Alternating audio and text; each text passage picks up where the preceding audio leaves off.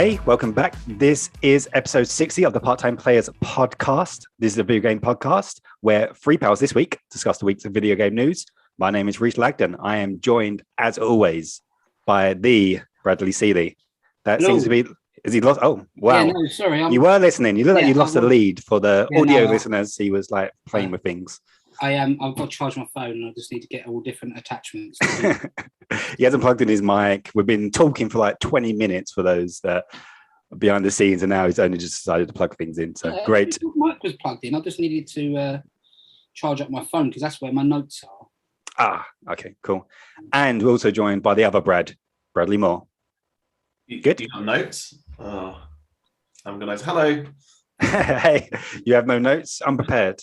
I haven't got notes. Yeah, my notes are up here. Yeah. See, I mean that. Yeah. Just make it up as we go. Bullshitting. Yeah, I've got my way through my career by winging it. So here we go. I've got through life by winging it. So you know what I mean. It's just the way. So much you can wing. Went to the college of School of Hard Knocks, mate. Right, so don't worry about it. How's the moustache going this week, Brad? Still there. I can't believe it's still there. Have you uninstalled and reinstalled yet? Nah. No, of course he hasn't. No. Yeah. Once again, for anybody who still listens to us, just audio only, check out the YouTube because Brad's got this artificial moustache thing that pops up on the Zoom thing.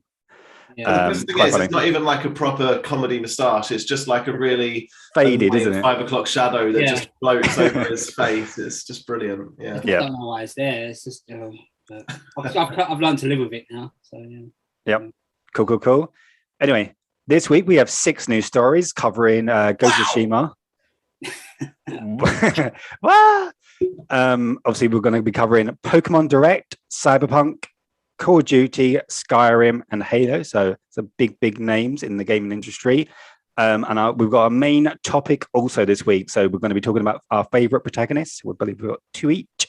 So if you want to watch the show, head over to YouTube and just search Part-Time Players Pod for the YouTube version. And if you don't want to look at us, as always, I understand, go over to any podcast platform and just search Part-Time Players Podcast, and you should be able to find us. There's also a link tree in the description below. So check out our socials, check out whatever, like and subscribe. As always, we really do appreciate it.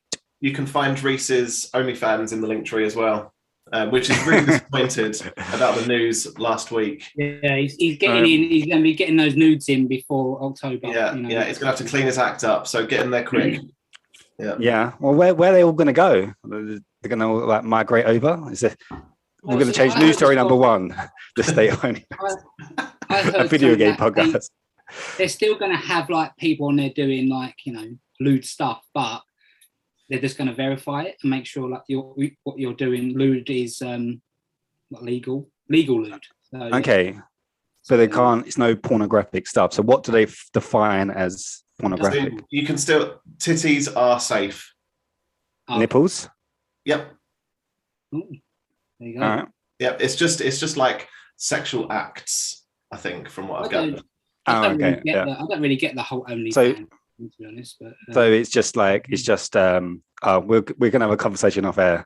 All right. We'll pick this up later. Yeah, I'll do a demonstration. To be continued. Yeah. Yeah. Anyway, back to video games. And Ghost of Tsushima. There's director's cut is out. The DLC is also with it. It came out on Friday. I managed to play a little bit of it because I've had a little bit of a busy weekend. Believe Brad Moore's played it, and unfortunately Brad Seeley has decided to, not do his one thing he had to do this week, and he's not played it. So been busy. I told you I was been busy. So I believe, if I'm correct, you've been playing through the main story, Brad Moore?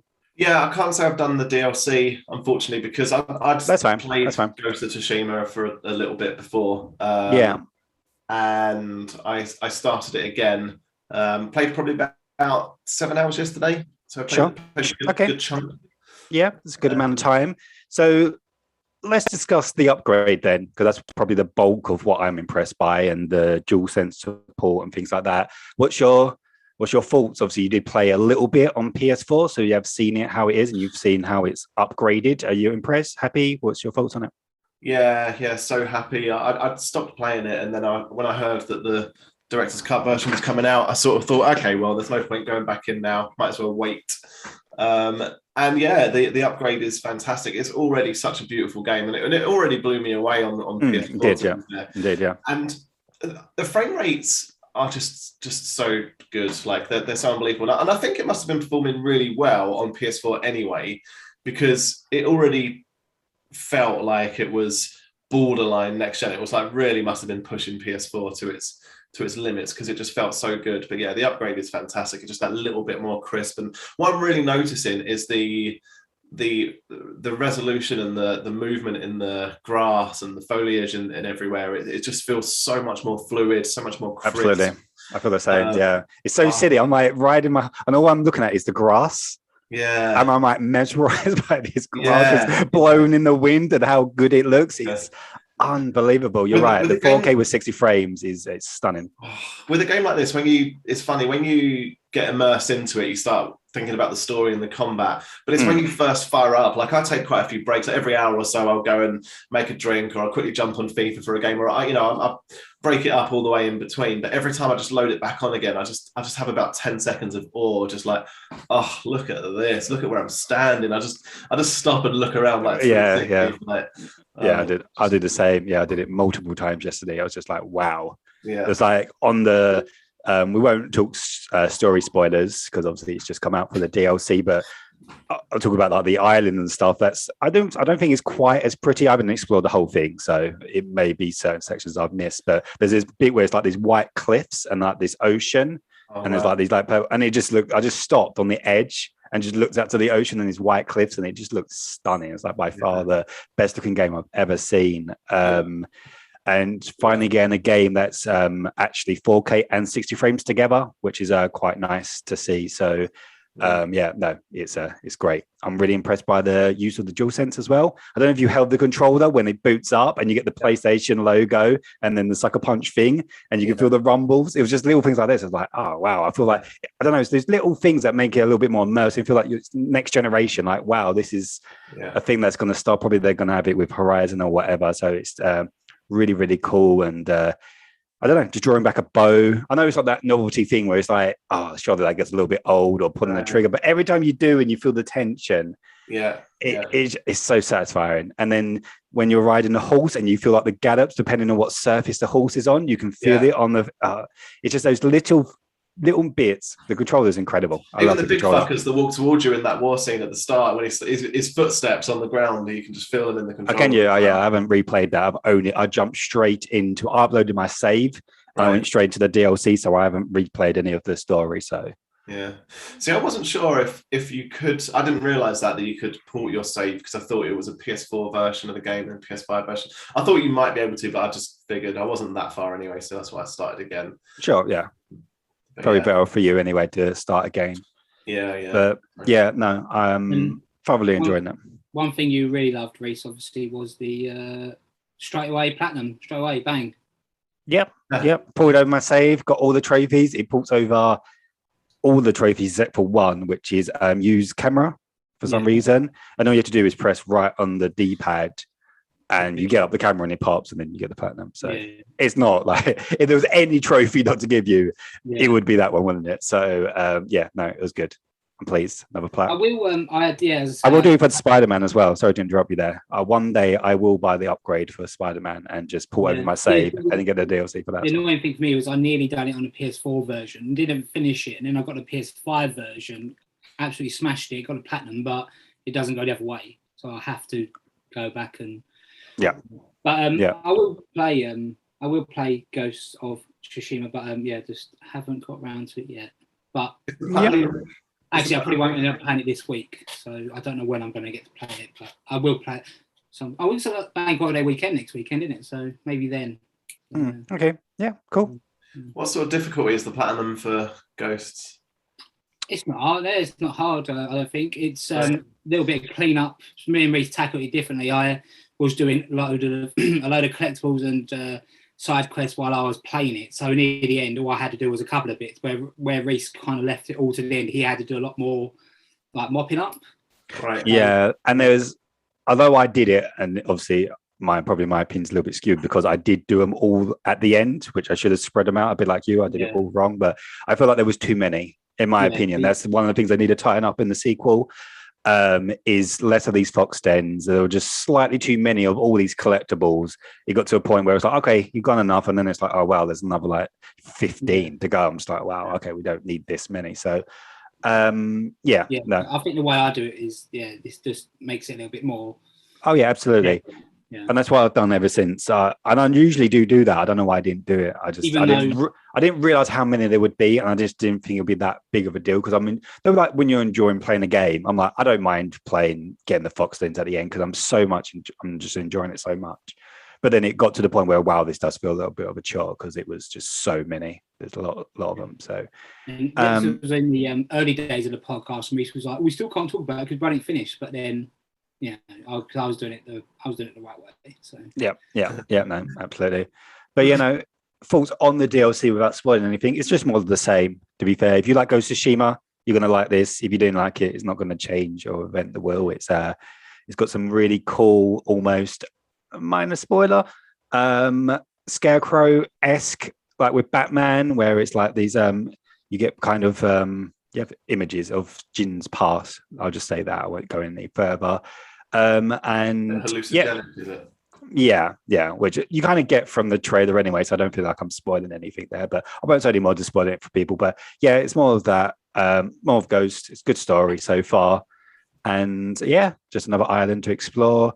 There's some things to upgrade, so you get to upgrade your horse. There's like a charge thing, but I haven't upgraded anything else. You forget how to play the game because I was absolutely bossing it at the end. I wouldn't hardly get hit, and then I just kept dying at the beginning. The load screens to get you back to life is just incredible. You die, it goes black, and it just instantly you're just loaded back in. Same as like fast travel. It's I'm always in awe of the SSD. I'm just still not, and I hope that doesn't go. Like we just don't get complacent about it. It's just those instant loads, just to it's just incredible because like I'm still in that habit of like when I press to like fast travel somewhere, I automatically pick up my phone to go on like social media. But as I pick up my phone, I look up and it's already loaded. I'm just like, oh. There needs to be a new term for fast travel in the industry, isn't there? There should be fast travel, and instant travel. Insta travel. That it should be rebranded nowadays. Yeah, absolutely. Really super fast. Cool. Next news story is Pokemon Direct. We've got our resident Pokemon expert or fan in Bradley Seeley, so I'll kick it over to him. Brad, you can take this one, mate. You can do this one. Take this one. Pikachu's not in this. We didn't see. I don't know. I watched the trailer, but I only watched it once. I don't know if you. Where is he? Is he just sidelined now? It's not. He'd be there somewhere. Yeah. There's one thing I did see. Yeah, I did. There was Where's Team Rocket? Why are they not in this? They're not in it. This is set years and years in the past. Team Rocket ain't been founded by was it Giovanni? I think his name was. Or was it like asking the wrong guy? We're asking the wrong guy. We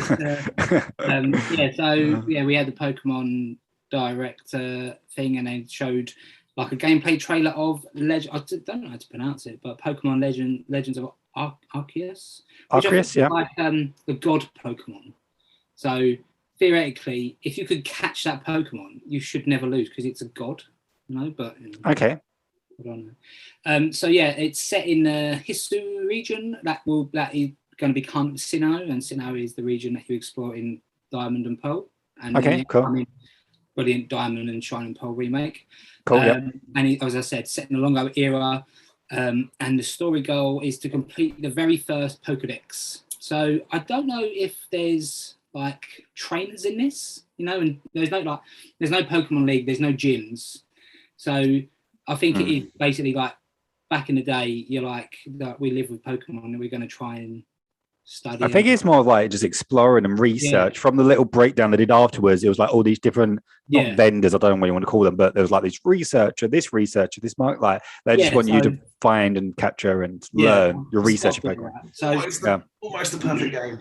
Yeah, exactly. Yeah, I'll tell you at the end what I think, what I want my perfect Pokemon game to be. But so it looks like it's got elements of Breath of the Wild as it's just open. It did look a little like Ashley said when he worked. He said it looks a bit empty.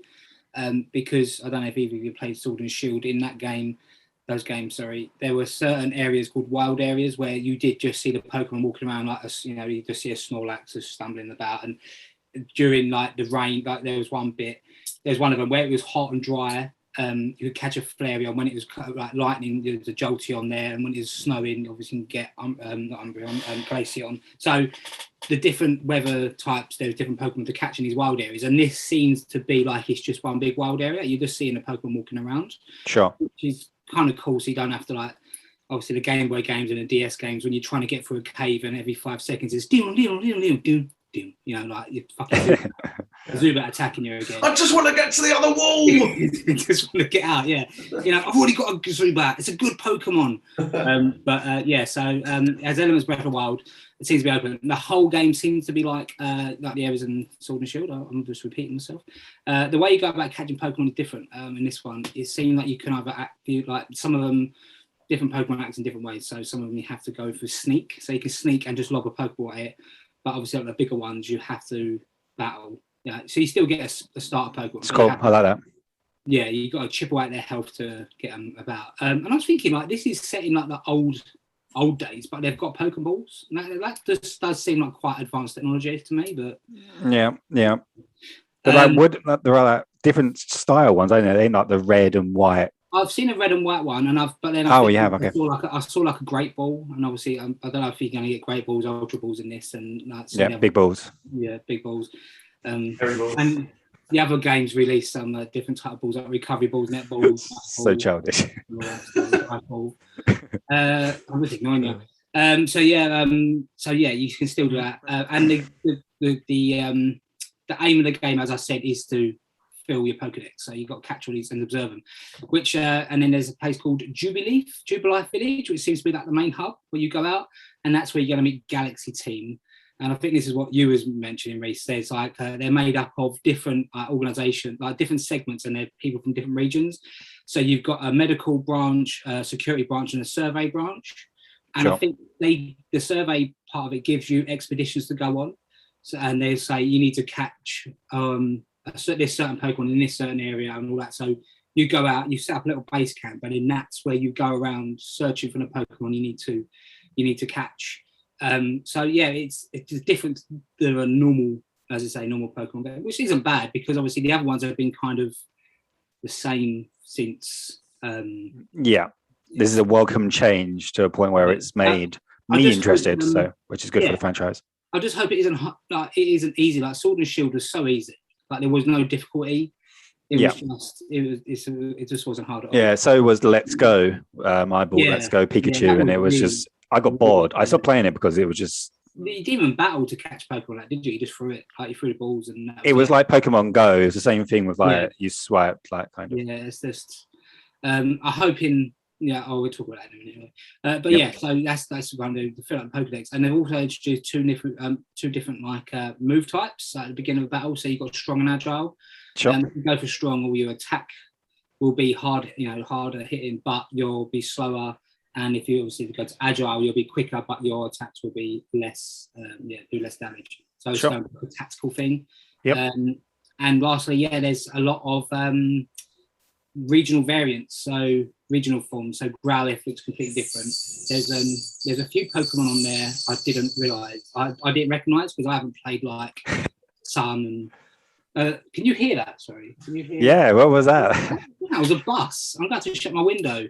Sorry. Wow. So there's different regional forms. There was in Sword and Shield as well. Like Meowth Sword and Shield looked completely different. Like a Viking hat. Yeah, it did. Yeah, it did. Yeah. The only one I recognise was Growlithe, and Growlithe looks like it's just got a massive fringe, which I kind of preferred. Original. But it does look really good. As I say, there's a few Pokemon in there because I haven't played all the games. I didn't realise what Pokemon they was, so I don't know how different they look to what they usually look like. Sure. Just 2 seconds. Give your thoughts, Reese. I've got to shut my window because it's very loud. Yeah, I take it. Have you seen the trailer? You saw it, Bradmore? Yeah, I did. Yeah, for me, obviously, just not being the biggest Pokemon fan, probably like you guys are. I don't really know much of the names and stuff, and what I always wanted from Pokemon was an open world RPG, and it obviously looks like this is a direction they're going in. Whether or not this is the game that we want it to be, like the end game, but I think it's going to be a start of something, and it might be a little bit empty. I kind of half agree with Ash. I kind of feel like they're probably doing what they can, and I think the problem that the game probably has is the Switch at this point. It looked really like framey and choppy, and the resolution looks low, and that was the thing I noticed from it. Obviously being blown up on like a big TV from the like little Switch screen, it just how bad it looked. That's kind of the negatives taken away, but the positives are it's an open world Pokemon game where you're going to be running around capturing Pokemon. There will be some kind of battle system because obviously we saw that. It's obviously turn based as always, and I'm really looking forward to it, and I will certainly be buying it and jumping in January. Yeah, I'm looking forward to it. I'm also looking forward to the remake of Diamond and Pearl. See, I'm on the fence whether or not I should get that. I just don't know if I'm all Pokemon'd out. I don't. It depends on what's out in November for me. It depends on what's out in November. It is weird. Like, release that one, and then January. Like, I was thinking, are you going to be like a bit of Pokemon fatigue? But no, I will definitely buy that. Than that one. But yeah, I'm looking forward to it. It looks different, but different isn't necessarily bad. So. Yeah, I'll give this a go. And I do apologise. I've only just realised when I took my earphones out to shut my window that I wasn't using. My mic wasn't turned on. So I told you. I said this at the beginning. Unbelievable. So I took my earphones out and I was like, "Why can't I hear them out of my laptop speaker?" And then I checked, and it wasn't. It used to automatically switch to my mic, and it does. I'm glad you discovered that after you've done your whole segment of giving information, and you're going to be really quiet. I'm going to be really quiet now. So sorry everyone. Yep. But, fucking believable. Anyway, Bradmore, thoughts on the game trailer?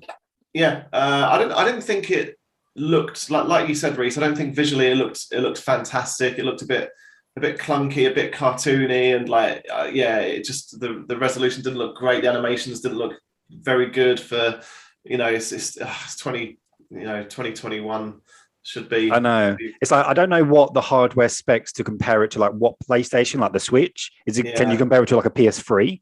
Maybe. I don't know. Maybe it's more powerful, less powerful than a PS3. I don't know. But we're now on PS5. It's like two generations behind.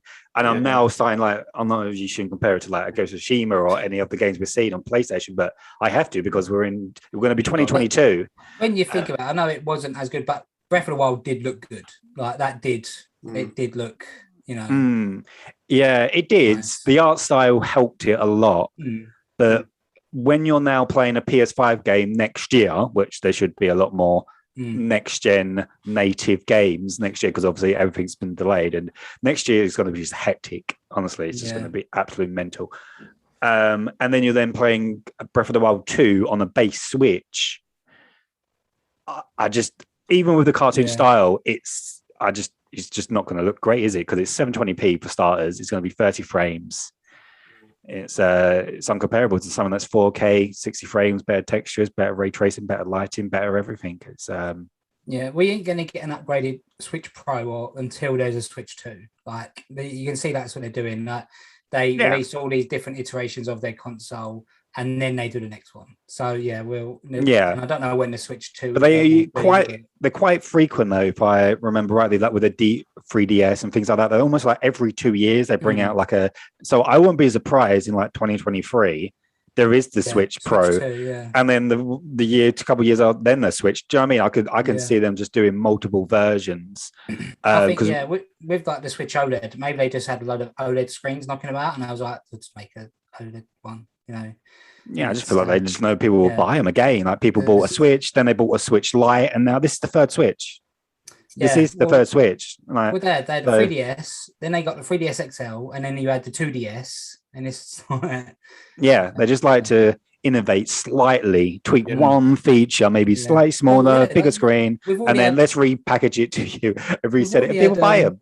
People buy it. Two versions of the Switch. You've got the Switch, and then you had the Switch Lite, and then you get the Switch OLED.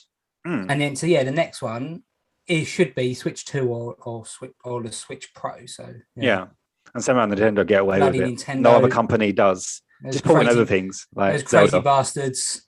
Yep. You know? I feel like Apple have done that a few times. Oh, Apple do it every year with their phones, don't they? Yeah, so it's just. No, there are improvements. There are improvements. Here we go. There is improvements. No, Apple is the best. They hold back their improvements for the next. Oh, they do. My biggest issue with Apple is the 720p front-facing camera on their laptops. It's ridiculous. This upgrade for this year, which will be the MacBook Air and MacBook Pro, we're going into Apple now. When they switch over to their own silicon chips, they should have 1080p front-facing cameras because it's so stupid that they don't. It's ridiculous. But they're still 720p. It's just silly. Yes. Anyway, hang on. Back to video games. Go on. Yes. So my biggest concern with that game is that it's nearly perfect. It's nearly been what we're after, but just the gameplay loop is. It's going to be questionable. The fact that there are, like Brad said, there's no gyms, there's no incentive for battles. That you need to weaken. There is battle mechanics in the game because you pull out Pokemon and you battle a Pokemon to weaken it and catch it. So it just seems odd that they've gone to that effort. But then once you collect all these, and that's going to be a big part. Well, that's going to be the only part of the game is to collect it. But what would make a great gameplay loop is to collect it, have a team, take it to a gym and compete. And that part's missing. So it's just the collection part, which just feels half baked, and it's a shame because it could have been a lot better. Is there not battles with other people? Pretty sure there are. I can't remember the person's name, but there was like a part where you go into you fight this guy that's like specializing in like rock, like Pokemon. And it's like in a cave. I can't remember what he's like. Do you remember him? And he was like, you were going to battle him. Yeah. So, but in regards to you ain't. I don't think they're just going to be like normal Pokemon trainers like knocking around everywhere where you got bug catcher where you can just keep beating them and that. And there's no gyms and no league, so because I guess because it's the timeline or where it's set, you're still learning about Pokemon, and I guess because it's now going to be a series, because you can tell by the logo like Pokemon Legends, and then this is Arceus. Whatever the next Pokemon Legends is going to be will probably be, I don't know, 100 years into the future, or wherever further it will be. Perfect Pokemon game would be kind of open world, but you start in Kanto. Then you do all them gyms, you do that Pokemon League, you go to Johto, you kind of, if you want, you can get a new starter, you do the Johto League, and then you go over to like Sinnoh region where, Diamond and Pearl set. I can't remember the region where Ruby and Diamond Sapphire was set, but then, one way you go to the Orange Islands, you do the Orange Island League, just something where it's just all connected. They've done it back in the day on a Game Boy cartridge with gold and silver. You started in Johto, then you could travel back to Kanto and do all that. That's the kind of that's my perfect Pokemon game. Sure. I think that's probably coming, but I hope so. I don't like how sparse this one looks as well. Like how there's just big open plains and a bright red Pokemon walking through the middle. If collecting it is the main point of this game, make it a little bit harder to find. But like, there's just like all you look at. Would that be annoying though? Just running around trying to find this thing hidden in the grass. I'd kind of a bit more exploratory. It's just not. Yeah, I know you mean. It just seems like a bright blue Pokemon walking across there and a bright red one walking across there. It's like, oh, there they are. Okay. I think it will be. I reckon it will tie in with what Sword and Shield done with like the weather effect. So you got to wait for it to be night and raining to get a certain one, and like cold to another. So, it's. I'll kind of buy it anyway because I buy Pokemon games. We'll see how good it is. Obviously, that was the trailer as well, so they're not going to hide the Pokemon in the trailer. I get that, but I just mean it just seemed like there was no challenge. Yeah, no, I totally get what you mean. The terrain was very flat and open. It's like, do you know what I mean? Yeah, no, I get it. Yeah. Cool. Hey, we won't know until January. This gets released on January the 28th. 2022. So it's unbelievable. Like no one said about 2022 is going to be mental. It's like this is like the year almost of like your backlog. Like get your backlog stuff. It's all like remakes this year. Just get all that out of the way because next year, if you're into gaming, it's going to be rough on your wallet. We open with, I know it's probably not the biggest thing for us, but it's huge.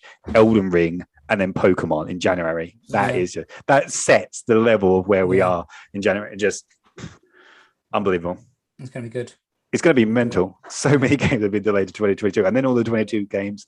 It's it's going to be like probably like 2-3 Game of the Year contenders each month. It's just Destiny in February, I think, it's looking like. Exactly, yeah. Destiny also, yeah, absolutely. Far Cry 6. Yeah. That's this year. These remakes are they the Grand Theft Auto remakes? They're supposed to be coming out in the October, like autumn, aren't they? So this year. Yeah, apparently. But yeah. We're talking about 2022. So I know, but they're not even being confirmed. So I'm just trying to get involved. I'm just trying to add to the conversation. I know, man. But you got the wrong year. You said Far Cry, which comes out this October, and then you said this year. Yes. Oh, I was wrong. And then you said GTA. That is also. Well, what about? Go on. There's loads of games. I've got one for 2022. I've got one for 2022. A playable version of Cyberpunk 2077. Ooh. We'll see. Yeah. We'll see. Good segue. Thanks. So Cyberpunk 20. God of War. Yes, there you go. That's one. You got one finally. Well, Horizon Zero Dawn, because that ain't coming out this year. So. Yeah, not been once again rumored. But Gotham Knights is one I'm looking forward to. I was looking forward to this year, and of course Hogwarts. That's going to be disappointing. Yeah, I hope that's good. I'm looking forward to that. I like Harry Potter. You're looking forward to it? Yeah, I want it to be good. I want it to be good. If you can run around being a bloody wizard. I want it to be good, but I'm not looking forward to it. I have all expectations are completely out the window for that game now. It's just, I feel like there's like if it surprises us, then it'll be bonus. Yeah. There's certain things where I feel like I can be excited about. I'm excited about God of War. I'm excited about Horizon. I know they're going to be good. I know what they are. But Hogwarts, I'm tempering expectations. Yeah. Well, we all know the best Harry Potter game was Harry Potter and the Chamber of Secrets on the original Xbox. So it's got to try and beat that, and that was a very good game. So that was also on PS2, right? It was, yeah. Yeah, I like that game. That was quite good. That was good. You collected all the jelly beans, right? Jelly beans, yeah. Yeah. No, I played that on PS2. Passages, like you could find secret passages to get around the castle. Yeah, get your Xbox out of here. It's PlayStation 2 game. Everyone always says about PlayStation 2 was the best console. It wasn't. What's better than PS2? I enjoyed the original Xbox before over the PlayStation 2. Oh my god, how could you? What? Yeah. Really? When I got the Xbox, it's not even close. The Nintendo 64 trumps all of them. No, PS2 is incredible. Literally kickstarted pretty much every franchise. Save that for another day then, and there's another topic. What, the best console generation? So yeah. Although I don't know if PS2 is my personal favorite, probably PS4. I prefer PS4. There you go. See, Xbox 360, I think, is the best of all time. So. Really? Yeah, we've done it. We don't need to do a topic now. Yeah, we reveal the ending. Well, tune in for Ashes. We'll do a whole topic and we'll reveal Ashes. Brad, what's your favourite one? N64. N64, we go. N64, really? Yeah. I'm surprised by that. Okay, well, fair enough. Cool. Anyway, Cyberpunk. There was a patch 1.3 and some free DLC. I'm doing quotes for the audio listeners. So there's been another long list, which CD Projekt Red like to do whenever they do one of these patches. I'm not going to go through it because there's nothing more boring than go through those lists. But there's been a lot of bug fixes again, and there was a lot of quality life improvements. Some highlights for me, which really stood out from when I played it, because I've now actually beat the game, was you can actually now zoom out on the mini map up the top. Because I found, whenever you do like a turn in, it just came up really, really quickly. So I'm kind of appreciative of that. And also they've added a button so you can reset your skill tree, which is also really, really cool. However, the free DLC, which is probably more of the interesting stuff that people will be interested in, is very loose term to call it DLC. The first piece is just an alternative appearance for Johnny Silverhand, so he just looks different. The second is 2 new jackets that you get in. I called this. 2 new jackets that you get in V's apartment, which are not high level. So for me, who's beat the game, just pointless putting them on. And the third is that you get a car now if you choose Rogue's Choice in the mission Ghost Town. So for people that don't know what that mission is, it's basically the mission where you kickstart the romance with Pam Ann. And everybody's obviously going to pick her, and they pick her over that. So to make the deal slightly sweeter, if you don't pick her, and so a whole romance chain with this hot girl, you get a car. Because clearly everybody just kept choosing. I don't think obviously it's going to change anything. No. And it also, if you do choose her, it leads to one of the best endings that you can have in the game. The update, the patch is actually out now. It's 40 gigs to download, which is a beastie thing. Although I've downloaded it and it didn't make my, so I don't know if it replaced an old one, but it's still 100 or whatever it is. It hasn't made it any bigger. I did watch briefly, and then I started playing Black Panther, which came out this week. A little bit off the stream, because they did do a developer deep dive, and I was talking about it, and I watched it for a few minutes. But wow, I don't want to feel sorry for them, but I almost do at the same time, because they look nervous, and the comments down below was just getting so much abuse, and they were stuttering. There was pauses throughout, and I was just like, "Oh, guys." Just stop with it. Stop with this nonsense. Stop with the patches. Stop with this nonsense DLC where you're giving us cosmetics. Just go silent. I know people are moaning that you went silent for a few months, but just fix the game and come back in December with next gen upgrades, a completely fixed game, and an expansion. And just soft relaunch it, because doing these streams where you're giving us silly cosmetics and patches where you're fixing things that should have been in the game in the first place. I think that's what pissing people off. Yeah, they're like bigging up patches, and it's like, no, just don't worry about it. Just release them on the sly. Maybe a little tweet. Oh, this is out. But like you say, you're in the background. You're doing it so you actually get story content DLC. That's the stuff that they said was coming. Fix it. When everyone was sucking off The Witcher, it annoyed me. Before they had all the problems. Everyone was like, oh, yeah, but they do free DLC. It's like, hang on a minute. They don't do free DLC. They fucking give you... they did it with The Witcher. They gave you a skin for Yennefer, a side mission that was over in 30 seconds. That's not DLC. That's just something they do to make themselves look good. A bit more venom because they fucked up. But I was saying that before, and it was like, don't buy into that free DLC. Let's all suck them off mentality. Yeah, the free DLC, like you say, it was just a few quests. The actual 2 big beefy expansions you had to pay for, Blood and Wine and Stone. Yeah, and they chose the worst character ever to give an alternative look to. I'd much prefer it. Johnny Silverhand. Yeah, he's not even a really good character. Well, in my opinion, he's not a very compelling character in it. I would have much preferred. Played. He's so wooden. Hey, you asshole! Fucking, I'm gonna take your body. It's like, piss off. You know what I mean? It's just boring. Hilarious. Yeah. Yeah, well, the state of the game, will it ever come good? We'll have to wait and see. Hopefully they do now go silent. Hopefully they do learn. I'll tell you what. I'll tell you who's going silent on it. I am. I'm going silent on it until they fucking update it properly, and then I'll play. Yeah. We ain't going to mention no more on this podcast because it's annoying everyone. So fuck sick of it. Yeah. Right, we're going silent on Cyberpunk. New rule. Fine. Yeah. Fine. Well, new pledge. I won't mention it again. Gone. Brilliant. Cool. Anyway, moving on swiftly before Brad loses it. COD Vanguard, which we spoke about last week as just a rumor. It got revealed. That is the actual name of the game. All rumors were correct. So it is going to be set in World War II. We have a release date, which is the 5th of November.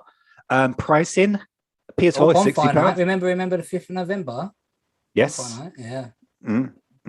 Nice. Pricing, PS4, £60. PS5, £70, which also includes the PS4 at no extra cost, which I think is some clever marketing. It's going to include a story, a campaign. Sorry, you get it for the PS5 for 70, which includes the PS4 version at no extra. Why do you need the PS4 version if you've got PS5? It's a cross-gen version. So if you buy the cross-gen version for £70, and you basically just get both versions. So if you played on PS4 and PS5, you can play it on both consoles. No extra cost. If you game share with someone, that could be handy. Who's got a PS4 and you've got a PS5? Okay. Yeah. I'm not going to buy it. I'm sure that's not why they did it, but I just think it's some clever marketing. That's all. Just the way they worded it. It sounds a lot nicer to say with includes PS4 with no extra cost, rather than the Sony, oh, it's £60, but if you want PS5, pay an extra £10. Everybody's like, oh my god, why are you charging us £10? Where people will not lose their shit over there. It's just a clever way of wording it, I think, personally. Yeah. Unlike what EA are doing with like FIFA, you buy it, and then if you want it on another console, you have to re-buy it at full price. There's no cross-gen, nothing. Yeah, no. I don't know what they're doing with Battlefield. I don't know if they're letting you. Can't remember. Anyway, yeah, I can't remember. Anyway, it's going to be launching with a campaign, like I just said, and multiplayer, obviously, with 20 maps, which I think is quite significant. I don't know how many it normally does. And also zombie modes completely separate, which is being made by Treyarch, I believe. They're on zombies, and it's going to be like this whole extra expansion. Incredibly, it's going to be launching at 270 gig, which is ridiculous, which shows the size of the game. It's like, if you got like a, that's almost like half your storage for like a Series S. Like wow, that's incredible. So I know all of us are not the biggest Call of Duty fans here, but obviously it's a very, very big franchise, and I thought it was quite interesting the way they've marketed the next gen upgrade. And obviously it's some good stuff from Activision, obviously not very popular publisher, but some significant stuff. And I go back to talk about like Battlefield, when we said it's obviously going to struggle against Call of Duty. Once again, this is going to be just a prime example of how Call of Duty is going to, for the same price, you get campaign, multiplayer, and zombies, and Battlefield is just multiplayer only. And I went onto the website because I was interested to see how many maps it's launching with, and it's launching with 13. So 13 maps, online only, Battlefield, and all that with Call of Duty. Yeah.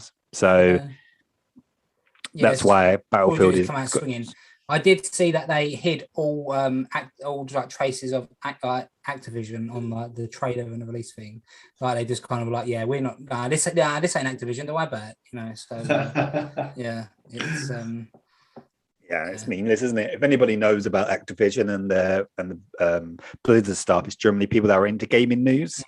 And you know who makes Call of Duty. It's not really a secret. Yeah. And the general public, or I don't know, people that are not, I want to say hardcore gamers, just play Call of Duty FIFAs, like those kind of casuals.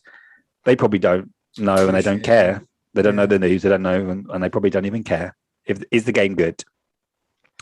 What's your thoughts on World War II and game and stuff? Yeah, so there's all different campaigns, isn't there? It looks like there's a campaign on like each front. So you got the North Africa, Eastern Front, Western Front, and there's somewhere else. Oh, the Pacific. So yeah, it looks like you're playing. With I think you like America, Japan, and you play as like Pearl Harbor.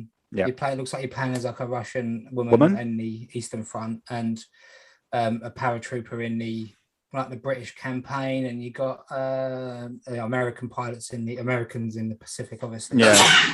So yeah, it looks. I think he's playing Australian. I think he played. I was looking at the flags. They show you the flags. I think it was an Australian flag in a North African campaign. I'm not sure. Really? Were they involved in World War II? I don't know if my knowledge of World War II is that. Yeah, Australia and New Zealand, all of Commonwealth. As soon as Britain declared war on Germany, every Commonwealth country had to declare war. Okay, so, fair enough.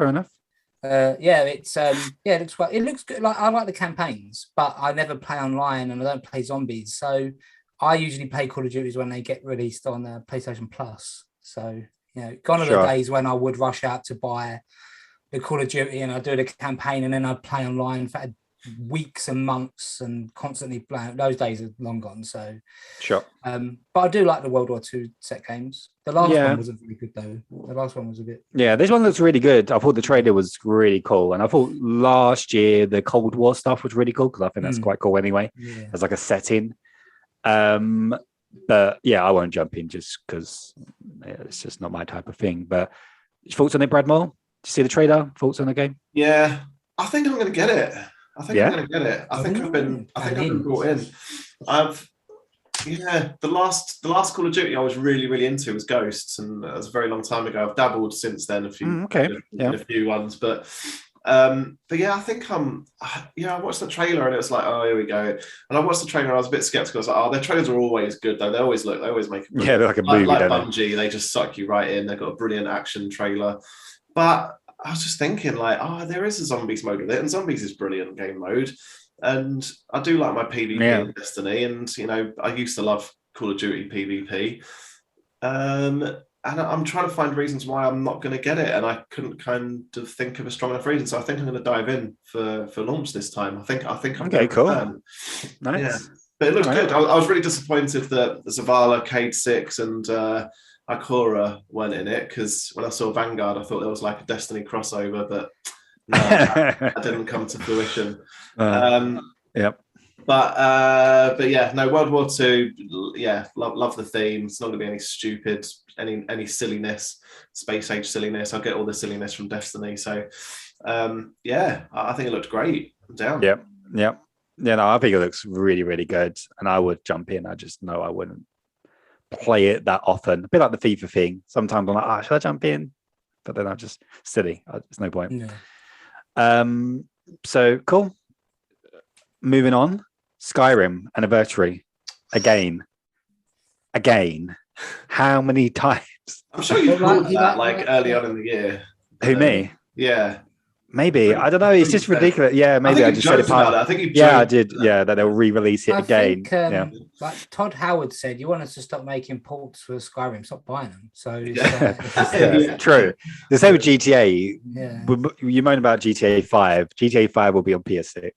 Yeah. Calling it now. Yeah.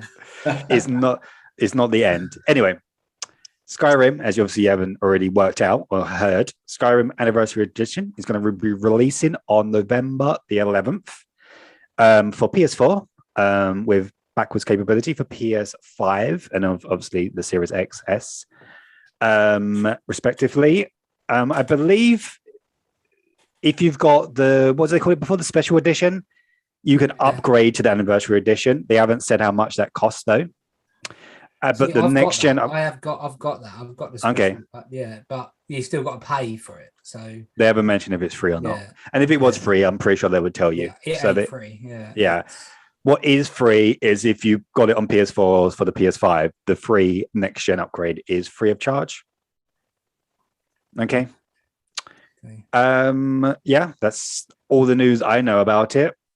What's your thoughts on the edition, Brasili? I know obviously you're a big fan of it. You platinumed it. I've got it. I've got it for 360. I've got it for PS3, and I've got it for PS4, and then we're going for PS5. I just don't think I can bring myself to buy it. No, again. I feel like you kind of got it at this point, ain't you? Like just for the collection. Yeah, I feel like you're going to break it. Yeah. I've got a question as well. Like I've got it for PS3, which I platinumed. Does that mean I can? Surely there's some way of like getting a platinum for the PS4 version then, like, how do I do this? What, from PS3 to PS4? Yeah, you can't do that. No. Oh, for fuck! There's no save crossing between those things. Yeah. Well, I want it to be because I don't want to have to do it again. I wanted to get a nice free platinum. I thought about that with Grand Theft Auto because I got the PS4, PS5. I was like, hang on a minute, GTA 5 was on PS3, but no dice. No. That's not happening. I've got this one. So I've got the so you'll be able to upgrade that to the Anniversary, but we don't know how much. Also, they didn't mention, is it going to be on Game Pass? Oh yeah, because I mentioned about it's on. I think it is going to be on Game Pass. Yeah, you would think so, but I haven't seen that. So interesting. I just wanted to send it to PlayStation people. It's kind of like, it's a bit of a piss take as well. It's like, oh, look, 10th anniversary. It's like, yeah, that's the last time we released one of the fucking games, mate. Is this 20? Is it 20 now? Or is it 10? It's 10, yeah. It's 10, okay. It's 10 years. It's like, you going to hurry up and just like release another one? Or, 10 years? No. 10 years. 10 years. Yeah, there'll be a 15-year one and a 20-year one. This ain't the last time this will be released. Like, if they give a fraction of the love they give to Skyrim to Oblivion, I've never played Oblivion. If they like remastered Oblivion, I'd love to play it. But obviously, it looks a bit bad now because it was one of the first games to come out on 360. Just try and like give that a bit of a lift up. That might be possible now because of obviously being under Microsoft. They got obviously don't have to worry about money anymore. I'd like to play Oblivion. I know Ash is a big fan. He said he's brilliant. And the DLC there for it was good. So just give us Xbox exclusive as well, right? What's that? Sorry, Oblivion. Was it Xbox only? I'm not sure. No, it was out on it was definitely out on 360. I can't remember if it was out on PlayStation. Yeah, I believe it was. I don't know why in my head. I know Morrowind was PC and Xbox exclusive. Yeah. So yeah. I think those would be great remakes to do, and then if I was Xbox, I'd make them exclusive on Game Pass. Yeah. Have they said what these upgrades are for Skyrim? Yeah, we've added fishing. You can go fishing now, so that's good. Yeah. Yeah, is it all like the DLC apparently is all included that was there, and it's just a complete. It's everything. But it's not included in the special edition. So is it just like a next gen? It's just a next gen upgrade. And there's apparently 50 mod club mods in there as well, so you can just go and add them in. Sure. But that negates trophies. If you turn any mods on, you can't get trophies. So what about resolution and frames, anything like that? Is that getting upgraded as well? I would imagine so. I don't think they've it ain't like a remaster. It won't look any better. It just might run smoother. I'm pretty sure like the edition that Brad Seeley's got already bumped it up, didn't it, to like 4K, probably 30 frames, but it'll probably run at 60 frames on PS5 Series X, I would imagine. But yeah, that would be it. It won't look any better, I don't think. I don't know. This one is the one I got for the PS4 was the top was 1080. So okay, yeah. Well, there you go. It'll probably bump it to 4K 60. Yeah. So it will look slightly better, but I always see like memes about people like, oh, Skyrim, I'm going to play Skyrim, or can't play as a stealth archer again. I never once played as a stealth archer. I just thought. Why can't you do it anymore? No, like everyone, it's a long running thing. Like everyone who plays Skyrim, whenever they do a new character, they always end up being a stealth archer again. So, but I've never done that. Yeah, I've always just been a guy with a sword or an axe, just going around chopping people's heads off. That's what. Oh, really? No, I was always like a mage or something. I feel like I was a mage. I don't like the magic. No, I like magic. This is that. It probably says a lot about me. I was an orc and I just had a two-handed sword. That was miserable. Brute force. Brute force. Just dragging your club and just smashing brains. Yeah, that's what I do. Yeah, well, now you can do it in 4K. Yeah, again for the fifth time. Yeah, cool. And then you can do it again in like 10 years' time on 8K. Yep. In VR, and just like download it into your mind. I just feel like Skyrim for your anniversary, just there's some chip that goes into your head. Once I platinumed it, I think that was it. I was like, this is it. I've done this now. Yeah, you're emotionally just it's like a breakup. I've beaten it, so just don't know. Well, will this be the last time it gets released? We'll have to find out. I doubt it. No. They will do it again. Yeah, but it happened before. Elder Scrolls 6, maybe. We'll see. Happen again. Anyway, Halo update. Some bad news for some Halo fans. So Halo Infinite won't be launching with a campaign co-op or the Forge. What's the Forge? I think it's like where you make things, isn't it? Yeah, it's a map creator, like a creator and all that. Yeah. Some disappointing news for those Halo fans out there. Obviously, it's been delayed by a year already. We still don't have a date. People were saying that they were waiting for Call of Duty to go, so they know when like the big hitters are going, just for them to actually launch, so they can stay away from that. So now we know where Call of Duty is. Maybe we'll get a release date. Obviously, I think tomorrow, is it Tuesday or Wednesday? Gamescom starts. So if you listen to this on the Monday, tomorrow or the day after, there will be an Xbox showcase. So I'm pretty sure we'll get the date for when this is launching. And we'll report on that next week's episode. Brad, see that you're the only. I don't know if you've played much Halo, Bradmore. No, okay. It's down to you. What's your thoughts on the delay? Obviously, I know you're going to play it. I don't know why they just bring out a game when it's finished. Just bring it out when there is co-op. Delay the complete thing. Yeah, just you know what I mean. It's like if people are looking forward to playing the game and they want to play co-op, like campaign. I've played the campaign co-op mode on Halo loads of times. It's really fun. And if you want to do that, you're not going to play the game because you'll be like, well, the feature I want to use isn't here. Sure. I just release the game that's finished. Not we'll release and then we'll release Forge and then we'll release this. It's like. Could you argue? I thought that, but then thinking about it now, could you not argue that? Well, you've still got a choice. If you're a solo player, why should you have to wait? And if you're looking forward to going in co-op, then as the consumer, you just make that choice to wait. Is that the lesser of the two evils? I don't know. Maybe. No, it's just weird. Maybe. I don't know. Yeah, that's my thinking. We know, like when we talk about the whole PlayStation situation or PS5 and Xbox Series X, it's like should they have been delayed by a year? because this year has been kind of a little bit of a disaster in terms of games and because of COVID, and obviously everybody knew this was going to happen. But I kind of don't regret it. I'd prefer it to go this way of having it as like almost like this super PS4 Pro machine, an occasional PS5 game, and just have it now than we get it this November and then we have an incredible 2022. I'd rather have this year with it. I don't know. It's just, do you know what I mean? It's like, what do you prefer? And if you don't want to and you want to wait and don't buy it, then obviously that's up to you. It's on Game Pass anyway, so not like you got to buy it or whatever. It's there sitting for you whenever you're ready for it. But so the co-op is apparently going to be launching with season 2. So I don't know how long their season is going to last for. Maybe that's information that I've missed. And the Forge apparently won't be launching until at least season 3. So 6 months after launch, 3 months after launch, who knows? I don't know how long these things are going to last for. Maybe they're going to be like 3 months per season, maybe. Makes sense, or 2 months at least, I would imagine. I don't know. But yeah, it's going to be a little bit of a wait for those that want to play that way. But yeah, we'll have to wait and see. I'm actually intrigued. Halo's like the only Xbox franchise where I'm like, I would like to give that a go.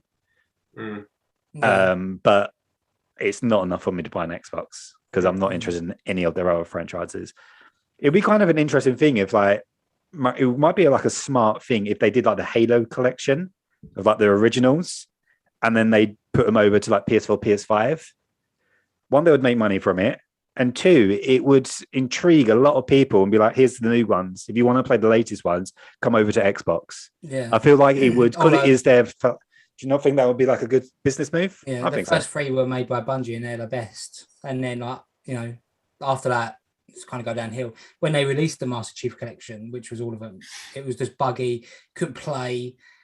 434 they just don't know. They're just nowhere near as good as what Bungie used to be to put out. So no. No, different studio. But yeah, hopefully for Halo fans, they've waited a long time for a good game. 343, sorry. Yeah. 343, yeah. The multiplayer looks really good. So, yep. Yeah, I'll give it a go when it comes out. Yeah. The open weekend thing obviously got received very well from Halo fans, which is a very hardcore base that are hard to play. So it looks promising. I'm sure the campaign will be good, although they haven't showed any more of it, which I'm a little bit, if I was a fan, I would be a bit concerned because when they re-showed it like this year at E3, all they showed was multiplayer. We haven't seen any of the campaign again from like the Craig monster thing from like 2 years ago. And now the co-op part is delayed. So it's a little bit like, ooh, should you be concerned about the campaign even just playing by yourself? Because we haven't seen it. We should see it this week. If not, major concerns. Yeah, definitely. But anyway, that's the news this week. Shall we jump over to main topic, which is going to be favorite protagonists? So we've got 2 each. Who would like to kick it off? Bradmore, what's your favorite protagonist and why? Oh, here we go. Let's go first. I bet I've got other people's though. Go on, maybe a crossover. So, we haven't discussed this beforehand, so we don't know. Yeah, well, first one is going to be Aloy from Horizon. Interesting choice. Yeah, which is a female protagonist. Not normally, as a male, not sexist thing, but as a male, I usually choose the male option as the protagonist if given a choice, and I tend to identify more with a male. I'm pleased to know. But I thought Aloy played that role brilliantly. I felt very empathetic to her story the whole way through, and I was very driven and motivated by her desire to find out where she came from. And I thought her emotion through the whole game was really really dry but raw, and all in all, I just when I finally completed that game, I went on a bloody journey with her, and I thought she was a really, really solid character. Yeah, it's very good. She's my number one. Thoughts? Well, I hated her because she was ginger. And in the new game, she looks like a fat bitch. So there you go. That's why. Jesus Christ. I thought she was quite good. I thought she was a good protagonist as well. To be fair, yeah. Even though I didn't really like the story, or I wasn't the biggest fan of Zero Dawn. I just but it was good choice. Yeah, no, I thought she was a fantastic character for all the reasons you just said, Bradmore. I thought she was brilliant. I thought the origins of her birth and who she is and everything like that was very interesting. I quite liked her as a character as well. She was, I don't know, she wasn't annoying. Yeah, it's kind of like easy. Yeah. Not like when you try to connect to like the personality. Obviously, I always find it odd when people say I don't relate to someone. It's like, I don't want to relate to a character I'm playing as. It'd just be boring. Like, how can you relate to some girl that lives in the future and fighting robot dinosaurs? I don't relate to my. Well, you shouldn't. If you do, then I'm a little bit concerned about your life. Yeah. So yeah, no, she's great. Yeah, no, and I can't wait to play number 2. See how she's evolved as being a warrior and a fighter, and yeah, no, she's cool. You know, we know that she barely put weight on, don't we? So you know what I mean. There you go. Well, maybe she's pregnant. Don't be so like judgy. I'm joking. I didn't notice. What's wrong with today's world? When it came out and everyone was there, like saying that she's fat and that, it's like fucking people really ain't got enough to do in their life than to be like, why is this? Why is she fat now? It's like. Christ. Reddit and Twitter blew up, didn't they, when someone rendered a different image of her looking a little bit tastier. The whole internet fucking... Yeah, it was like a Snapchat filter, wasn't it, with her in like full makeup, which looked absolutely ridiculous. Imagine her jumping through the jungle with just like this eyelashes and stuff on. It's odd, isn't it? It's just, hey, that's people. They're weird, so... Yeah, well, they only get enjoyment if their female characters are, I don't know, sexy, I guess. Yeah. Sex appeal. Yeah. Which has a place. I'm not saying don't cut it out. I don't mind. And we're back to yeah. Well, there you go. Yeah. Well, it's over. Ado, get on there quick. Yeah. Anyway, Red or CD, do you want to go with yours? Well, there's so many. All right. Well, choose one. I could have picked 2. I could have picked so many. I could have had Mario. I could have had Luigi. I could have had Wario. I could have had Waluigi. Okay? Are you gonna actually have a Nintendo? You're gonna have a Nintendo? I've not got a Nintendo one. Although Link, he's quite good. So is that your favorite? Where is your favorite Nintendo character?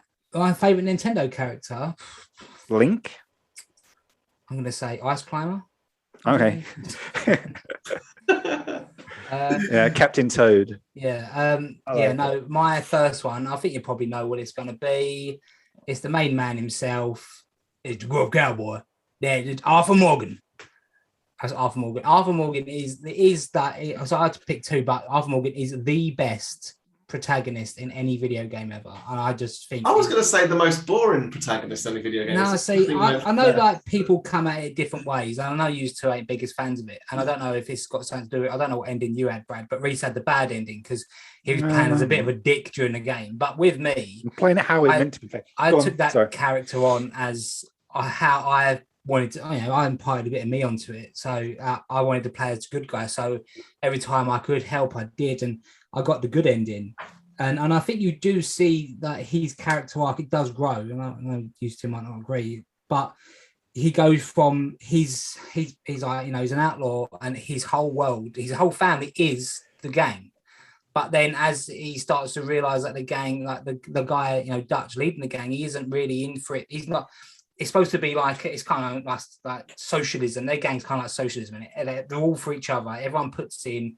No one's like really in charge or whatever, and it's all for the greater good. But when you start seeing that how Dutch is, he's favors other people. He's going behind the back. He's doing deals to make him better, or more wealthy, and his status. Then that's when Arthur Morgan's kind of like tries to help other people. So he helps Jack and John and his wife and his son Jack. And it's just, I don't know. I think you see, and it's probably got something to the way when he does spoilers to everyone for Red Dead, when he does contract TB and he sees that he's going to die.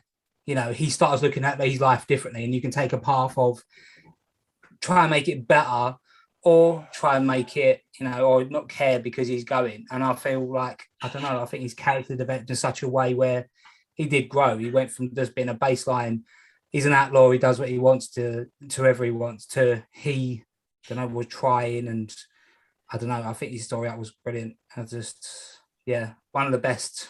And he loved his horse. One of the best. It is the best protagonist ever. That's mine. I respectfully disagree. That's fine. I know not everyone's going to agree, but Oh, sorry, I just find my problem with the game was literally Arthur Morgan. I think the game is beautiful. I think there's so many good things about the game. Some of the controls I have criticism with, and I think it is a masterpiece. But the one part that takes it away from being in my top 10, top 5 lists is Arthur Morgan. I just find him a hypocrite. But why do you find him hypocrite? Because he's been judgmental on like Dutch and the team and the group or whatever, the camp. And I'm trying to remember back from like when I played it like a few years ago, so my memory's not as great. But he was doing those things as well. It was like, why are you doing it? And he was like, he just had this attitude towards them. But then you have to go rob a train and kill people, and then you had to go collect a bounty where you actually like killed this guy and then his wife, and then you went back later on, and then wife and children. That's like you say, like it's like a film. Like there's the first, second, and third act. The first act is that him, him being, but he didn't want to. He kicked that guy out. That German Strauss, I think his name was. He kicked Strauss out because he realized he was a scumbag who was just preying on people to like preying on because they knew they couldn't afford it, and then like loan shark, and sure he kicks him out, and then that is a turning point. Now I think that is the turning point in his character. He was this guy who's just done whatever. He was an outlaw, was a bit of a bastard, and then that got him killed. That was him going out and doing that was his death sentence, and then I think that's why he changed. Like there's a whole little quest line where he's helping his widow, like her husband died and all that. I know what you mean. It's maybe it's just the way I played it. I only played it through once, and perhaps I missed something. I feel that turning point you're talking about, or that transition where his character evolved, I missed that. It was like, I'm bad guy and now I'm good. Yeah.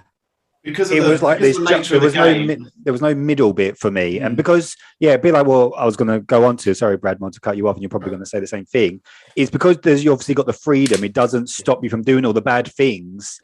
And I was playing it just being a badass because that's how he was at the beginning. And all of a sudden, the story was telling me to be good, but the gameplay wasn't stopping me from doing that. And I was just playing it. I don't know. There was no direction or steering you into, and maybe because you were playing as a good guy from the beginning, it makes sense to you. But for how I played it, it was just odd that I'm being this really horrible person, and then I'm going to the camp telling people don't do what I'm actually doing in the open world. It was just odd.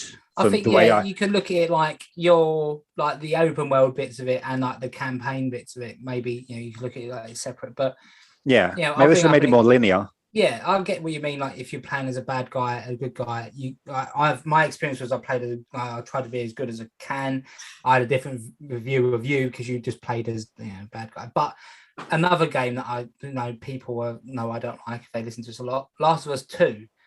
There wasn't an option. Like the story is how revenge is bad. There is no option where you can try and play differently as Ellie. Like you have to murder everyone. Like there is no like it's a linear game. When people surrender, like you can't be like, right, well, he surrendered, I'm gonna walk off and leave him because he surrendered. No, they say they surrender, and then they jump up and start shooting you again. So you have to kill them. And I know there are different types of games, but that game is, I don't know, that guy I feel is a hypocrite because it's like, revenge is bad. It's like, well, why you didn't give us an option to play any differently? It's like, well, you don't have to kill the dog. I'm going to bring it up again because I don't like it. You don't have to kill the dogs. And it's like, okay, you can sneak past the dogs. But then there's a cutscene where you stab a dog to death. And it's like, well, no, why is that an option? That shouldn't be an option. But because that's the story. It's obsession. And I would try to, you could say revenge, but obsession will cost you everything. I think that was the point of the story. Your obsession with getting revenge will cost you everything. The consequences of what you're doing, what you're being forced to do, although it's bad, and it wants you to feel that emotion. It wants you to do things you feel uncomfortable about because that, and Ellie does it. And you go through it, and you go through the journey with her, and then you go through the journey with Abby, and you see from what they had, and then their obsession with this goal of how they just lose everything. That is the story, and and obviously it makes you do things that you don't like, is because that's what they're going through, and that was the point of the story. What would have been unbelievable in Red Dead Redemption is if, because you did have like a little meter, I can't remember what it was, that was if you were killing random people, there'd be a gauge of that. What would have been genius is if the whole, maybe just a bit too much to ask, but you know, if Brad played the good guy from the start, so the game would have recognized that you would have been an upstanding citizen the whole way through, and you got the ending you did. But if Reese got a different ending where actually he wasn't this, you know, it was more in line with his gameplay the whole way through. That when big game companies say, "Oh, decisions you make have an effect on," well, no, they never fucking do. There's a linear path still. Don't make out the things you do have an effect. They don't really, but when a game comes out where it actually does have a cinematic effect on the entire outcome of the game, that's when that would. Yeah, no, I don't agree. A bit like a meter gauge, a bit like what you have in like Infamous, where you're playing as a good guy, a bad guy, and there's like different things that's going on. I think the only reason why they probably wouldn't be able to do that, because obviously there is different endings, and I had a different ending to Brad, and obviously there's lots of games that have different endings, is probably because it was such a big game. The cutscenes were probably pre-rendered, and I learned that from I can't remember what video I watched recently. It was about Ghost of Tsushima and about how they got now the voice sync for Japanese, is because how they did the cutscenes on the PS4 version was the video clips were preloaded into the game. So the lips were moving the exact same whether what language you're playing on. And now, because it's on PS5, they are live, like in-engine rendered like video clips. So whatever language you're doing, it can like change. So perhaps if you've got like different consequences, perhaps the cutscenes can change now. Now we're on PS5. I don't know if I'm technical. I don't know. Maybe I'm talking nonsense and they could have done that before. But perhaps that is a thing that we could get maybe in a future game down the line or whatever, where they can change these things or different cutscenes. I don't know. That would fix that issue. That would fix that issue of that hypocritical feeling if there was if the story went a different way because of how much of an arsehole you were throughout. Sure. Yeah. Was there like an option? No, like that, going back to that mission, which always pops in my mind because that was the start of it, if I remember rightly, of when you're having to go at Dutch and for doing these bad things. And then you go off and do the bounty hunter thing. I feel like there should have been an option that you don't kill the guy, you leave him alone, and you lie to the group that you didn't why was that option not there? That option should have been there. You had to kill him. You have to do it. Yeah. It's I don't know, but don't get me wrong, I got some criticism about the game, like some of the amount of times I went to like, you know, fucking like shake someone's hand or something and end up blowing them away because I pressed the wrong button combination, because the button like there was a bit, that was annoying. The story, and like, as I say, in my opinion, he's number one for me. He's just behind he's just behind V from the Cyberpunk, so it's going to be very good. So absolutely, I know, but yeah, that's mine. Cool, my number one. Well, related to the, I know, maybe another. If I have a child, I'm going to call him. His middle name will be Arthur, but mainly, my dad's middle name is Arthur, but also Arthur. You're going to call him Arthur, all right? Yeah, strong name. Strong name for a hypocrite. And even if it's a girl, she's getting. Well, I hope he doesn't grow up or she as a hypocrite. My first character, which might be controversial, is Ellie from The Last of Us. Series overall, first and second. I just think her as a character. Done. I couldn't think. She had to be number one for me. I can't think of a better character than her in any video game series, personally. From the moment that she came into it in number one, her personality stood out to me. She almost had that, just like she had that attitude, and she was a really good companion. And that bond with Joel that happens in one is just incredible. And I don't think I've had a more emotional attachment to a character than her from like one. And then going through that journey in two. That's why two is just so emotional, because of that attachment you have from her from one, of obviously playing as Joe and almost like seeing him love her like a daughter. And then playing as her as a main protagonist in two, and seeing her obviously fall in love with Dina and stuff, and obviously her obsession with revenge, which I disagree with pretty much every choice she made in two. And because you had that emotional attachment with her, what are you doing? I think that cuts out on the video. You'll just you're gonna mess up. If I try to like do a frame on the video, it's just gonna be like two of us, then three of us, two of us, three of us. So yeah, I'll take a picture and I'll put it up, and then people will be able to see what mine was. So all right, there you go. Yeah, but yeah, I think she's great companion in one, and then she's a great protagonist in two. Yeah. Before I like playing, like I've said before, I like the Last of Us 2, I like the Ellie parts more. Didn't like when you stab the dog to death, we'll never forget that. But I like those bits. Even when I was playing it the first time, the amount of murdering you was doing, you're like, she's going after, I know she's going after Abby because she killed Joel, and obviously Joel was her like father figure in that. But you was like, fucking, you are doing a lot of killing. Like, and don't get me wrong, some of the kills were really satisfying. I mean, you had a silencer and you scored a headshot. You're like, yeah, that was cool. But there was a lot of murder in that game. So yeah. But Ellie Last of Us 1, I can agree on that. Yeah. So yeah, she just stood out as like a personality stood out, especially in that time on PS3. I feel like characters really started to develop on like PS4 and Xbox One. Like even like characters like, that's why I couldn't like put like Kratos is not on my list, just because I think of like Kratos from like until PS4 God of War, he actually had a personality, and his son and his Bond, but he didn't have that. It was just cool like, so that's why he's not on my list. Yeah. But Bredmore, thoughts on Ellie? Yeah, completely agree. Just a complicated character with just so much going on, and such an emotionally driven story, just with her every step of the way, whether you agreed or not, whether it was uncomfortable or not, just so emotionally invested with that girl's journey, which makes for a very good characterization. Yeah, agreed.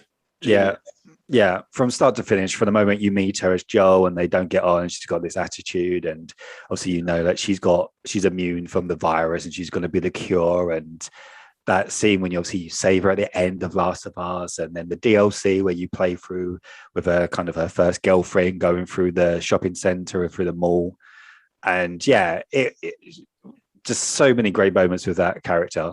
She has to be one. Great. Fantastic. Bredmore, your number 2? Number 2. Not much to say. I kind of like, as we were talking about it, I was like, oh, is it a bit boring? But I went with Geralt from The Witcher 3, just because I think he is a bit, like, you could argue that he's a bit, is he a bit boring? But I don't know. I don't think so. I think he's cool and badass as hell. Yeah, I think that's what it comes down to. Yeah, he's just so smooth, so cool.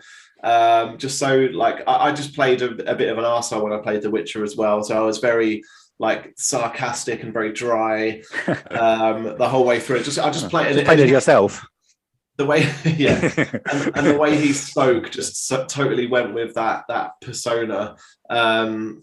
But I don't have an awful lot to say about it. But I just really enjoyed playing as Geralt. I thought it was a good character, and he was funny as well. He had a very dry sense of humor, and I just it was good. Yeah, I only ever played Witcher 3, so my thoughts on him was only based on one game. But I think he's cool, badass. He's ruthless, and he's a really cool character to play as. And he likes the ladies as well, which I appreciate, because I'm like really hot ladies, Trish and Jennifer and stuff, and caring for Siri and things. So he has some dimensions, doesn't he? Of like a lot of these women and stuff involved and stuff. But great choice. I would have had him down as one of my favorite protagonists, certainly. No, it's a good one. It's a really good one. My last one is I don't know. People might say I don't know. Like, we could have got. As I say, there's loads, but for some reason, I don't know. It's got good memories playing the games and that. I'm gonna say the big guy, the main guy John, from Bug Snacks. Yeah, that's it. Yeah, the reporter, Philbo. Yeah, Philbo. You don't play Philbo from Philbo. Bilbo. You don't play as Philbo. Bilbo. You play as Bilbo. Bilbo Baggins. I don't know what your character's called. I don't know if he's got a name. But the big guy, John 117, Master Chief. I like playing. Master Chief. Master Chief. All right. Interesting. It kind of goes from just being like the first game, you're just kind of like a super soldier, generic super soldier tearing through the Covenant.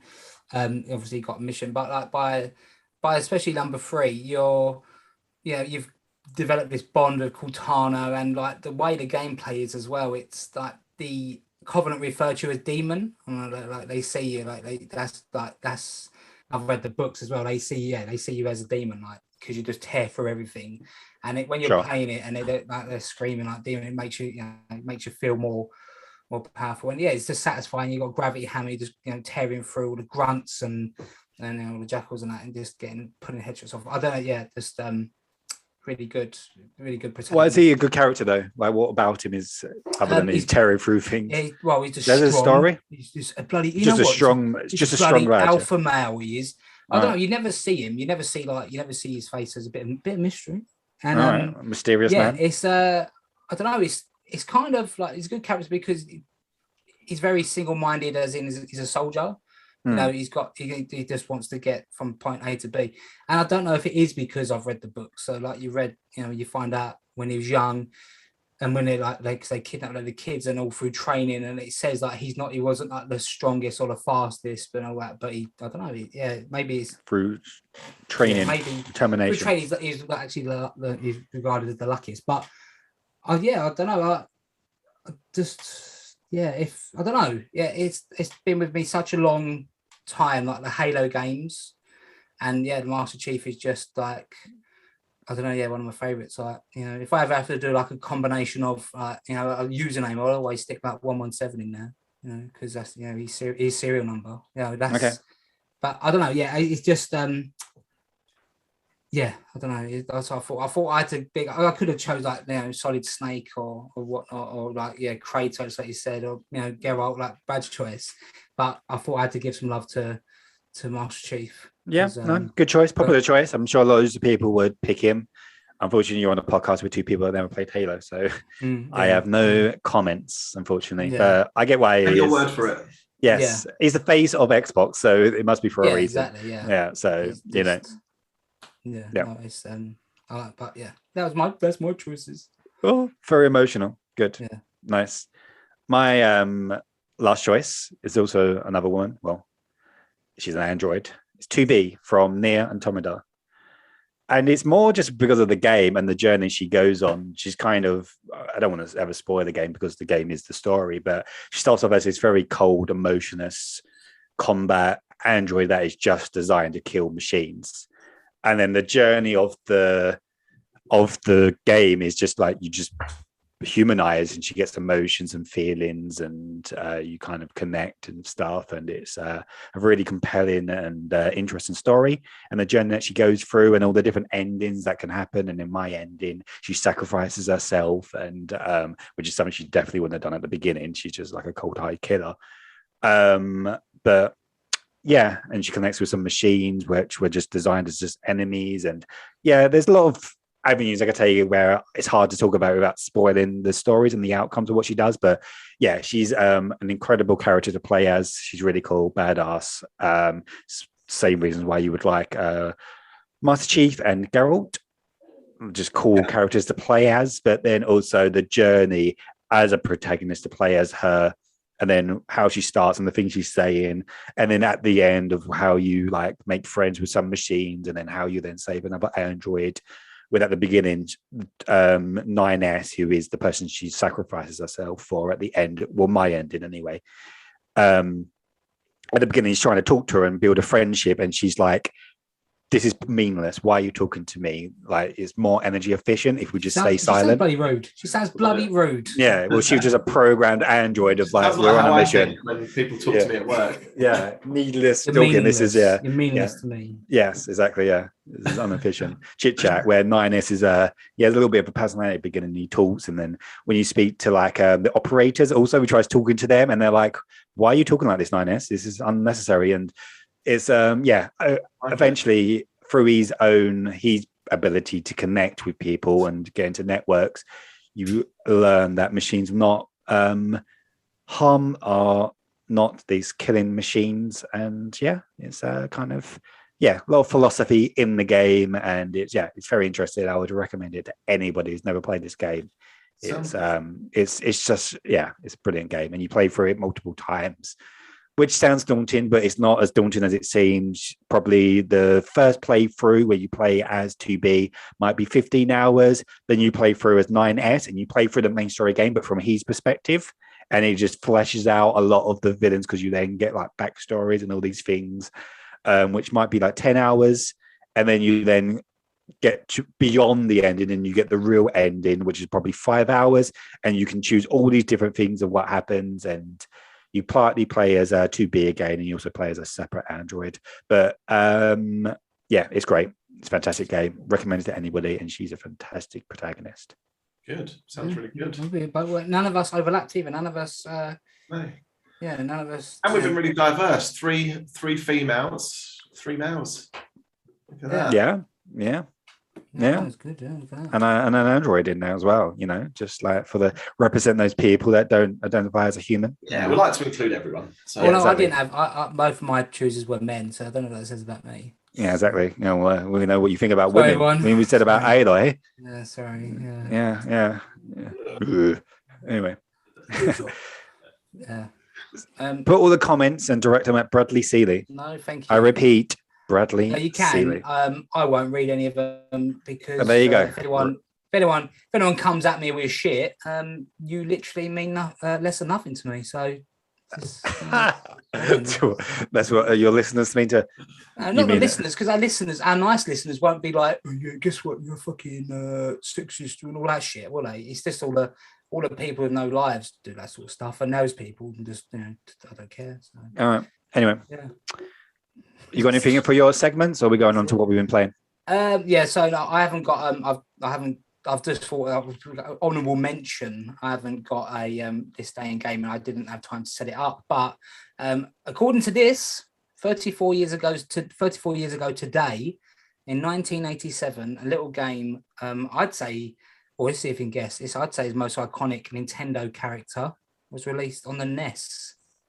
Mario, Super Mario. Well, no, Super Mario Bros. Well, let's just say that's he's more iconic than the little blue guy. So I'd say Zelda, yeah, Legend of Zelda. The first Legend. Did you make the statement that the first Legend of Zelda was released on? You're saying Link is more iconic than Mario? I should have said it was more. It's ridiculous. It's more iconic than Sonic. Let's face it. And he's not. He's not. But yeah, 34 years ago, the year I was born. That game is. Old as fuck, like you. Yeah. And so that was that one. And if we go on to the next day, there's a few actually. There's a few noble ones. GoldenEye for the 64 was released in Japan 24 years ago. Okay, nice. The first Devil May Cry was released in PlayStation 2 20 years ago in Japan. Cool. You've got Mafia 2 was released 11 years ago. Great game. Fantastic game. On PC. And then we had 10 years ago, Deus Ex Human Revolution, and 5 years we had Deus Ex Mankind Divided. So yeah, 5-year gap in between those two games, released on the same day as well. So. Okay, cool. But yeah, so this is just a little few little mentions there for some games. Sure. Oh, and obviously we can't forget 31 years ago on the Genesis, Michael Jackson's Moonwalker. So there you go. What most iconic game ever. So that's that one. There you go. Yeah. Are you going to be jumping into Alien? I believe Alien's coming out this week. What, Fireteam? Yeah. No, probably not. All right, there you go. Is that Ash? Because you guys made like a whole segment. Oh, can't wait for Alien, and then it comes out. I don't know, maybe. Just going to moan that there's no games available. This kind of goes against my urgent. I'm not going to be able to play anything this week, so it's okay. Fair enough. Busy. Yeah. Yeah. Anyway, have you played anything? No. The prior week? No. Nothing. I've not played anything. No. From last Sunday to now, nothing has been played. So. Okay. Brad Moore, have you played anything? I've played lots. I've been playing. Yeah. What have you been playing? Tell us. I've been finishing up FIFA. The FIFA's finishing up. I've had access to the FIFA 22 beta, so I've played a few games on that. I've kind of stopped playing that now because I'm just waiting for the full release, because there's always a patch that comes out and the gameplay always changes, so I don't want to get used to something that's going to change anyway. Sure. But that seems to be much of a muchness. It's just same old. It feels a bit different, but they always tweak them a little bit so they feel a bit different, but it's still a football game. And sure. But I have been playing Destiny, getting ready for the new season, which launches on Tuesday in a few days. I guess annoyingly, I'm not here next week. There would be a big update news story, which I assume you'll probably cover, will you, Reese? Because there'll be Yes, I'll have to. I'll just step into your shoes and do a showcase. There's a showcase and a new season launching, which has all been leaked pretty much. So if you obviously want to know what those leaks are, we won't spoil them if you don't. Go look those up on Twitter or wherever, Reddit. I'm sure you can find them. They're not hard to find. Yeah. So looking forward to that. The showcase is going to be brilliant. Their showcases are always just full of so much hype, aren't they? Like, yeah. I can't wait. Yeah, I'm looking forward to it. I'm looking forward to a lot of things at Gamescom. I'm hoping there's going to be a few things announced and shown. And there's been rumors that Saints Row is going to be rebooted and coming back, which is quite cool. It's quite nice to get a actual like modern open world city game where you can like still that's not GTA, because no one likes to compete with GTA in that kind of realm, and that's the one of the only that, and maybe Mafia, the only kind of type of games where you can kind of be a criminal in like a city. So I'll like to see what a next gen version of that will look like. Really silly Saints Row. I'd like it to go back to what it was kind of like in Saints Row 2 and 3. Maybe before the aliens and the VR and you're the president and all that. I don't know why I never jumped in. It sounds hilarious and just goofy fun. Sorry, Brett, cut you off there. And obviously Ghost of Tsushima. So doing my run through again, I'm already ahead of where I was last time around, which I'm quite happy with. So I feel like I've got the bug this time. Last time around, I just wasn't. I appreciated it for what it was, but I wasn't quite. You know, when you get into a game, you're just like, I can't wait. Like right now, I'm just like, come on, let's wrap this up, lads. I want to. Yeah, before Tuesday. Yeah, you need to do it before Tuesday because you know, life is over on Tuesday for you. I'm full steam ahead with Ghost of Tsushima and really enjoying it. So hopefully, in 2 weeks' time when I'm back, I'll have my thoughts on the game overall. Sure. Well, Tuesday this week, another live service game launched their expansion. And that was Avengers War for Wakanda. Obviously, I've played it. I beat it. I played as Black Panther. And obviously, my opinions is always that it's great. But this is by far the best thing the game has done. And it kind of highlights that I hope they get time to develop some more characters and give them much love as they've given Black Panther. Playing him is great. He plays completely different to any other character. He's quite interesting of how they keep evolving each character, because you almost feel like they would be samey, but they're not. Similar to how you see his abilities in like the MCU movies, where you see like when things hit him, he gets like the purple and it charges his suit. That's what it does in this. Oh, great. So rather than parrying, like which I do with like Black Widow or with most characters, you try to avoid getting hit. With him, you want to be hit, but you got to like press R2 to like absorb the damage, and it fills up this thing called the intrinsic bar. And once that's filled, you get like, you can like do this blast thing where you blast out all this energy, or you can like buff and get buffs and stuff for like your damage and things. So it's really cool. Exactly how you'd want it to play out. And sometimes games like that, they can just miss the mark. It's like, oh, why didn't they do this? Just like in the, but no, fair play to them for. Yeah, they got it spot on with just the absorbing the damage and stuff like that. It's really cool. Although I guess getting used to, because I'm so used to playing as Widow, as like close combat like character. And I'm always like, she's like quite, I don't know, flexible and stuff. So agile. I'm always like agile. Yeah, it's probably the word I was looking for. And so I'm always like parrying and stuff, where with him, you just need to almost like stand your ground and time it right and absorb the damage and stuff. And he does really cool. He's got a really cool pounce move where if you hold, I can't remember what bite it is now. I think it's triangle. He like leaps and jumps onto the character, and then you can like slash him and stuff, and you can like throw him into the air, and you do this like spinning like slash stuff. So he's really cool. He has some cool abilities. So all characters have like an assault, a support, and then obviously an ultimate. So his assault ability is called King's Mercy, and it's basically this vibranium spear, which works a little bit like Thor's hammer.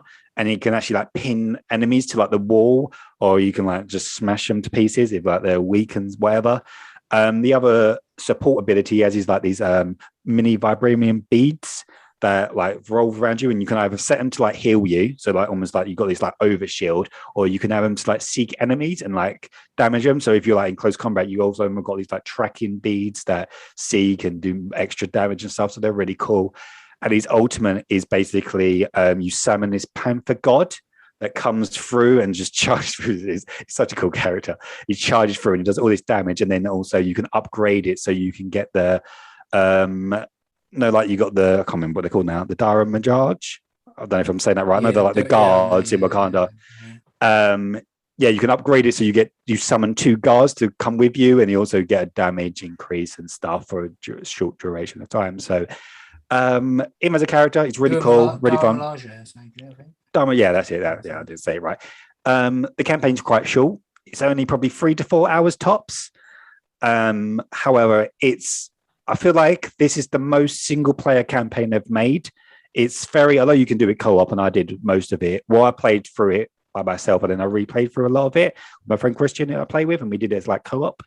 They added like jumping puzzles into this, actual just normal puzzles. The story was good.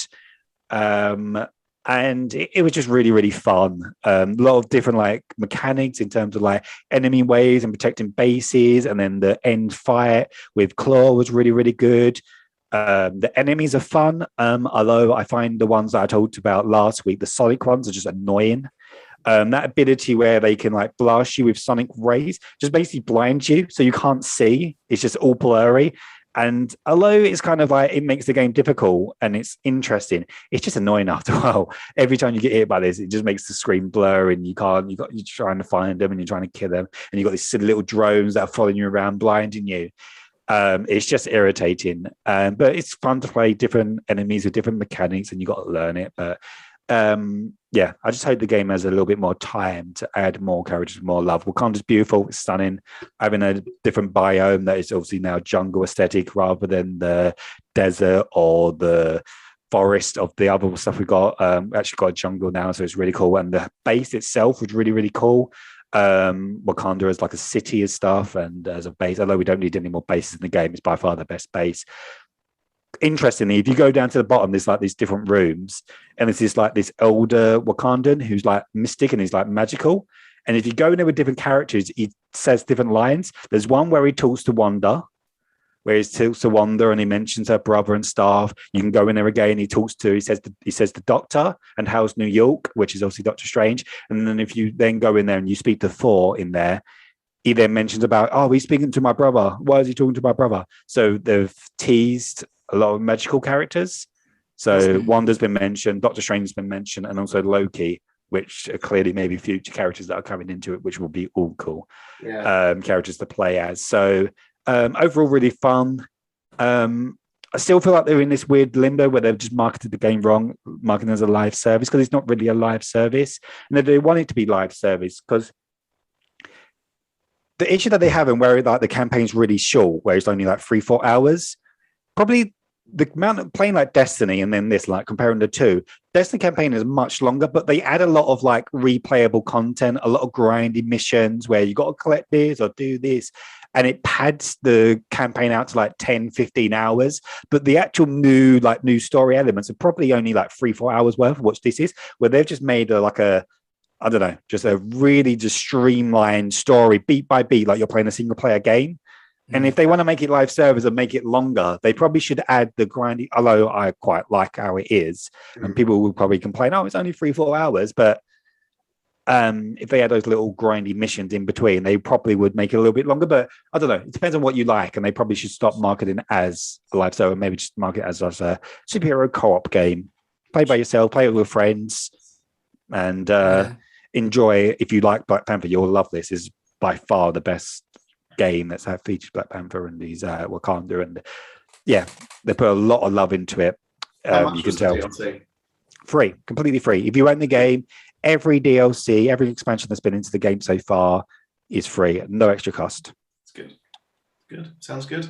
Yeah, that's pretty good. Maybe I'll buy it. I'm gonna say it again. Maybe I'll play it one day if I can get a cheap enough physical copy. Who's going to buy it last week? I thought you found one. You still haven't done it. I did. I'm watching it. It was a bid, and I missed it, and it sold for £13. And I missed it. Fine. Well, that's it. That's it. Yeah, for this week. It's been a longish episode. 60. Yeah. If you like long podcasts, you would love it. If you don't, then you probably wouldn't have. And I do apologise again for the audio at the beginning. Might not be able to hear me, my whole segment, and then there's a bus. See, this is why I can't have the window. Although all the people that are pissed off, they probably just turned off, so they're gone. It gets very hot in this room. We appreciate your click. We appreciate your click at the beginning. I can't have the windows open because there's a road outside. So it's just. No, football is kicking off soon, so I'm going to get going. Yeah, Man United playing Southampton. I don't care about football, so. Yeah. I've got football fever back. Premier League's back. It's good. Care. I look forward to watching Arsenal lose to Chelsea later as well. Red Boys different opinions. God, bloody when West Ham playing? Because I care. Bloody football. Are they playing today? I don't know. Don't small teams. Anyway. Well, just pissed off like the West Ham fans. I don't listen to the podcast, so it doesn't matter. No, I technically am a West Ham fan, so I represent the Hammers. All right. Yeah. Come on, you! I know all the words one for blowing bubbles, and I will sing it now. No one. Anyway, thanks for listening, guys. Until next week. Catch you later. Bye.